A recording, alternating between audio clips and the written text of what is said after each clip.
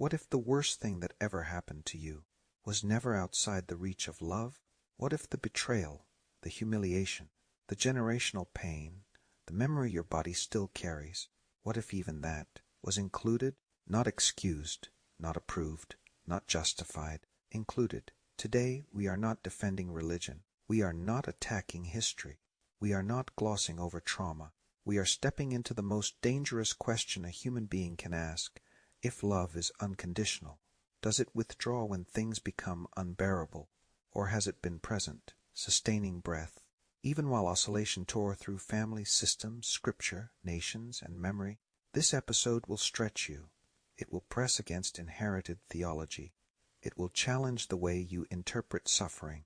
It will confront the quiet assumption that love must protect in order to be real. And it will reveal something far more unsettling and far more liberating. Love does not withdraw, but it also does not oscillate. If you have ever wondered, why did this happen? Where was God? Why was breath still given to those who harmed? Why was breath still given to me? Then stay, because today we dissolve the illusion that unconditional love is sentimental, and we discover what it means for everything to be included. Now let's walk together as close friends without hurry into included. The unwavering love tat does not withdraw, and see what we discover. I'm Patrick Carodine, and this is Unified Theistic Naturalism. Abstract, there is a quiet word that unsettles the human heart more than almost any other, included. We long to believe in unconditional love until something happens that feels unforgivable, a betrayal, a wound. A rupture so deep that the instinct to withdraw love feels not only justified but necessary. Surely there must be a line. Surely love must end somewhere. This paper is a gentle walk into that line, beginning with the personal, the fractures within relationship, and widening slowly into the collective pains humanity has carried across generations. Included explores a difficult revelation. The divine has never withdrawn breath. The same sun rises. The same oxygen fills every lung. Existence continues even when human action departs from compassion, freedom, and truth. This is not endorsement of harm. It is not dismissal of grief. Bodies remember. Families carry loss. Communities bear imprint. Justice remains necessary. Compassion must always come first. Yet beneath every rupture, something astonishing remains steady. The source does not oscillate. Unconditional love does not surge upward in reward nor collapse in disgust. It sustains life itself. It allows existence to continue even when humanity distorts its freedom. What does it mean to see that nothing escapes the field of divine sustenance? What happens when we realize that the breath we cherish is the same breath given without preference? Included is a romance between the seer and the divine, a discovery that love is baseline, not bargaining. That relationship is contextual, not binding. That companionship is overflow, not necessity. That history is real, yet inheritance of distortion can end in communion. This white paper does not rush to transcend pain. It lingers in compassion. It honors the human nervous system before inviting it into stillness. It suggests that unconditional love is not soft, naive, or permissive. It is unwavering. The divine has never stopped loving. The question is whether we can bear to see what that includes. The hard line in the human heart. Every human heart carries a line. It may not be spoken aloud, but it exists. A quiet threshold beyond which love is believed to end. If this happens, I cannot stay. If that is done, I cannot forgive. If this wound occurs, love must withdraw. These lines feel righteous. They feel protective. They feel necessary. But they are not born from communion. They are born from fear, fear of being harmed again, fear of losing control, fear of dissolving into pain. So we draw boundaries not merely to protect safety, but to protect identity. We say love is unconditional until it costs something. Then the line appears. Included begins here, not in history, not in collective suffering, but in the private chamber of the human heart where love negotiates survival. To the scandal of sustained breath, now widen the lens. Look beyond personal rupture. Look at the unfolding of existence itself. The sun does not ask moral questions before it rises. The rain does not examine behavior before it falls. Oxygen does not discriminate before it fills a lung. Existence continues. even when humanity departs from compassion, even when actions fracture families, even when systems distort justice. The breath remains. This is the unsettling revelation. The divine does not oscillate in response to human behavior. Love does not surge in approval and collapse in disgust. It sustains. This does not erase harm. It does not dismiss grief. It does not cancel consequence. It reveals the nature of the source. Unconditional love is not emotional approval. It is existential sustenance. 3. Inclusion without endorsement. There is a delicate distinction here. Included does not mean good. Included does not mean aligned with truth.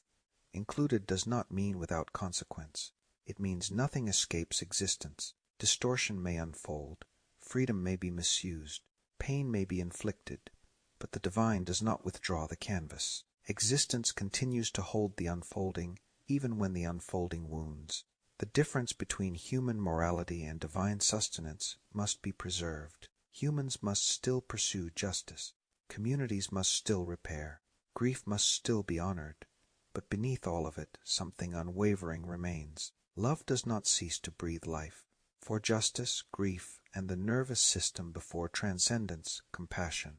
Bodies remember rupture. Hearts tremble under loss. Families carry silence across generations. To speak of inclusion without honoring this is cruelty. The nervous system must be seen.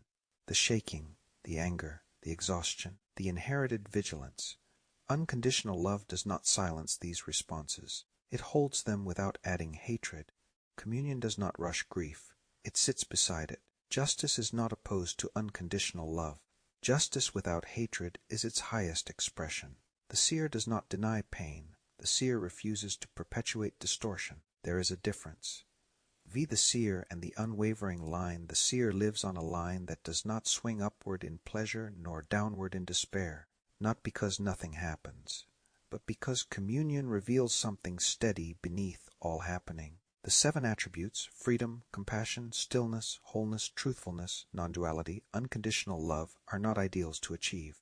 They are baseline once obstruction clears. The seer does not excuse harm. The seer does not demand withdrawal of breath from the one who harms. The seer understands that oscillation must do what oscillation does, but the seer does not inherit it. This is the end of hard lines, not because nothing matters, but because love is no longer bargaining. 6. Love without withdrawal. Human love often says, "If you do this, I cannot love you." Divine love says, "I sustain existence itself." That is the difference. The divine does not collapse into punishment. The divine does not become smaller in response to distortion. The divine remains. The seer discovering communion mirrors this, not through passivity, not through naivety, not through tolerance of abuse, but through non-oscillation. Love remains baseline. Relationship becomes contextual. Companionship becomes overflow. Nothing becomes necessary. Nothing becomes capable of removing love from its source. 7. The end of inherited oscillation. History remains real. Memory remains real. But inheritance of distortion can end, not through denial, not through forced forgiveness, through communion. When one refuses to perpetuate hatred, when one refuses to inherit vengeance, when one refuses to draw hard lines born from fear, the chain weakens. Inclusion does not erase what occurred. It ends the repetition of its energy. This is the quiet revolution. Love without withdrawal, breath without preference, justice without hatred, grief without permanent inheritance. The divine has never stopped loving. The invitation is not to approve of everything. The invitation is to see what sustains everything. Reflection 1. Where have I drawn a line where love must end? 2. Do I confuse justice with withdrawal of love? 3. Can I distinguish between harm and the sustaining of existence? 4. Where does my nervous system still demand punishment for peace? 5. What would it mean to honor grief without inheriting hatred? 6. Have I mistaken conditional protection for unconditional love? 7. If love were truly baseline, what would change in my life today? What an extraordinary journey. Not through argument, not through blame, not through defense of God or dismantling of history, but through something far more radical. Presence. Today we stood in the places most frameworks avoid. We did not look away from betrayal. We did not look away from inherited pain. We did not look away from scripture, culture, law, or memory. And we did something uncommon. We refused to withdraw love. Not sentimental love, not conditional love, not protective love that only exists when things go well, but the unwavering love that never stopped breathing through you, even when you didn't understand it, even when others distorted it, even when oscillation tried to write its story across your nervous system. Included does not excuse harm. Included does not sanctify injustice. Included reveals something far deeper. The divine never left. Not then, not now, not ever. And when that is seen, truly seen, the 5 gold coins dissolve. Suffering no longer owns you. Death loses its terror. Identity loosens its grip. Injustice is met with clarity. Love is no longer fragile. If something in you softened today, if something in you stilled, if something in you recognized the line that never moved, that is not emotion, that is communion. Let this not end as a powerful episode. Let it become a lived awareness. And if you are ready to continue this unfolding, there are doorways waiting. Clarity, the silence that speaks, the 5 gold coins of the captive. Whichever one resonates, meet me there. Because this is not about winning debates. This is about dissolving oscillation and discovering the paradise that was never withheld. If this walk stirred something within you, continue where your heart resonates most, the law of immediate clarity. Why today is the entire relationship for those who sense that clarity dissolves attachment in real time and want to see how the present moment reveals everything.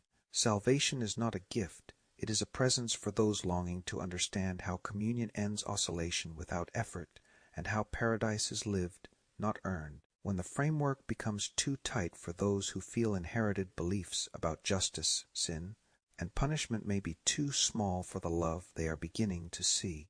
Whichever doorway you enter, the walk continues.